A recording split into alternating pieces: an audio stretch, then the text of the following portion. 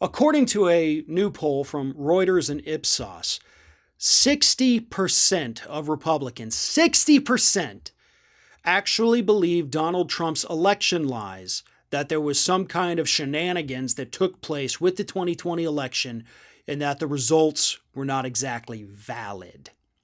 Now, just in case anybody is not clear, that claim is not true.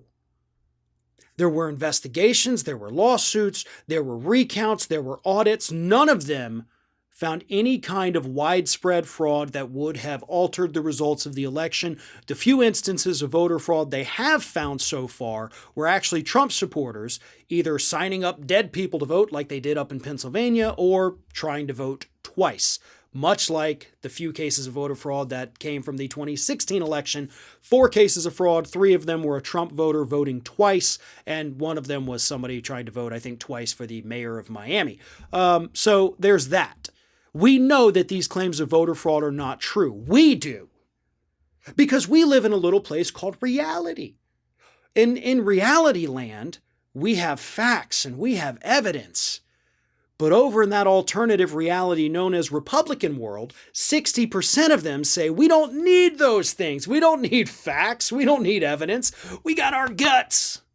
And our guts tell us that Donald Trump would never lie to us. Even though the man lied 25,000 times while in office, 25,000 verifiable lies, public lies. Even though he continues to scam his supporters with those recurring donations to this day, we still trust him over literally everyone else in the country. And that's not the only bad news, by the way, that this poll had to offer. Poll also shows that 50% of Republicans don't believe that the attack on the Capitol from January 6th was as bad as the media is making it out to be. Oh, they believe it was nothing more than a peaceful protest, or that 50% believes Antifa did it to make Trump supporters look bad. 50% of Republicans believe one of those two things. Either that it's the media overhyping it, or that it was in fact some kind of left-wing activism designed to make Trump supporters bad, which again, by the way, there have been investigations.